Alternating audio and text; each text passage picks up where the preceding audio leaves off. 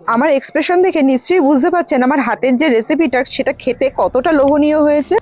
সারা শীতে নানা করে 2 থেকে 3 বার এই রেসিপিটা বানিয়েছি, আর ততবারই কিন্তু সবাই আঙ্গুল চেটে পুটে একেবারে একদম খেয়েছে। প্রথমে এই রেসিপিটার জন্য আমি 4 চামচ এখানে নিয়েছি ভিনিগার, এমনি প্লেন যে ভিনিগার হয় সেটা, আর সেই সাথে 4 চামচ নিয়েছি জল। এবার এই জল আর ভিনিগারের মিশ্রণটা খুব ভালো করে মিশিয়ে আমি এটা একটা সাইডে রেখে দিচ্ছি। এইবার একটা পাত্রে নিয়ে নিয়েছি 750 মতো দুধ। দুধটাকে খুব ভালো করে ফুটিয়ে নিয়েছি, ফুটিয়ে নিয়ে গ্যাসটাকে বন্ধ করে দিয়ে এমনি দুধটাকে একটু হালকা 2-1 মিনিট মতন রেখে দিয়েছি যাতে একটু গরম বাষ্পটা বেরিয়ে যায়। এইবার আগে যে তৈরি করে রাখা যে ভিনিগার আর জলের মিশ্রণটা ওটা এর মধ্যে দিয়ে মোটামুটি মিনিট 5 মতো একটু চাপা দিয়ে রেখে দিলাম। মিনিট 5 পর এসে এটা যথারীতি এখন ছানা কেটে গেছে। এই ছানাটা খুব বেশি কিন্তু আমি ঘাটবো না, একটা পাতলা সুতির কাপড়ের মধ্যে নিয়ে এই ছানার জলটাকে আমি ছেঁকে আলাদা করে দেবো। প্রথমে ছানার জলটাকে আলাদা করব, তারপর এই ছানাটাকে খুব ভালো করে একটু প্লেন জল দিয়ে আমি ধুয়ে নেব, কারণ ছানার মধ্যে কিন্তু ভিনিগারের গন্ধটা আছে। প্লেন জল দিয়ে ধুয়ে নিলে কিন্তু ভিনিগারের গন্ধটা চলে যাবে। খুব ভালো করে ছানাটাকে ধুয়ে নিয়েছি। এবার এটাকে একটু হালকা করে জলটা বের করে দিয়ে একটু ঝুলিয়ে রেখে দেবো। আর খুব বেশি চেপাচেপি কিন্তু করা যাবে না, তাহলে ছানাটা শক্ত হয়ে যাবে।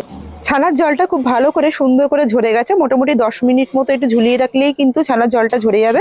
এবার একটা থালার মধ্যে নিয়ে ছানাটাকে খুব ভালো করে আগে একটু মেখে নেবো, তারপরে একটা হাতের তালুর সাহায্যে সুন্দর করে ছানাটাকে মাখবো।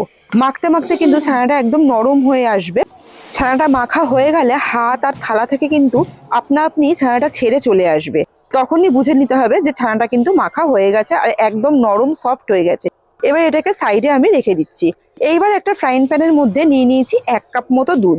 কাপটা দেখেই বুঝতে পারছেন খুব বড়ও না খুব ছোটও না, মোটামুটি মাঝারি সাইজের 1 কাপ মতো দুধ নিয়েছি।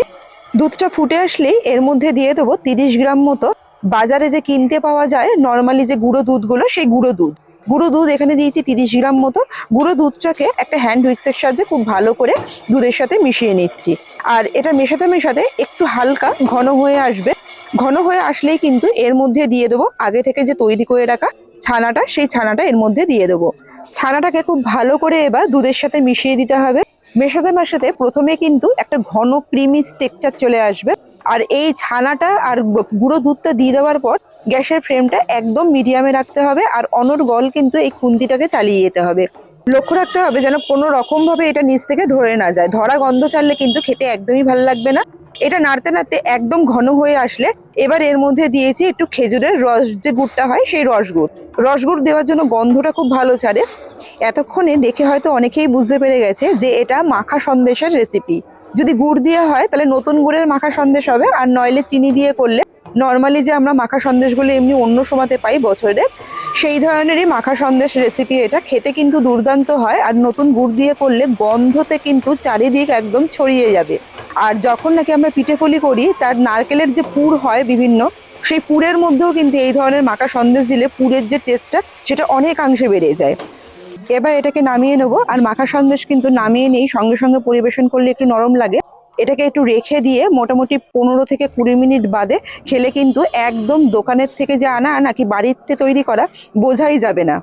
ভিডিওটি যদি ভালো লাগে একটা লাইক অবশ্যই করবেন, আর সেই সাথে ভিডিওটা আরও 5 জনকে দেখার জন্য একটু শেয়ার করে আমার পাশে থাকবেন।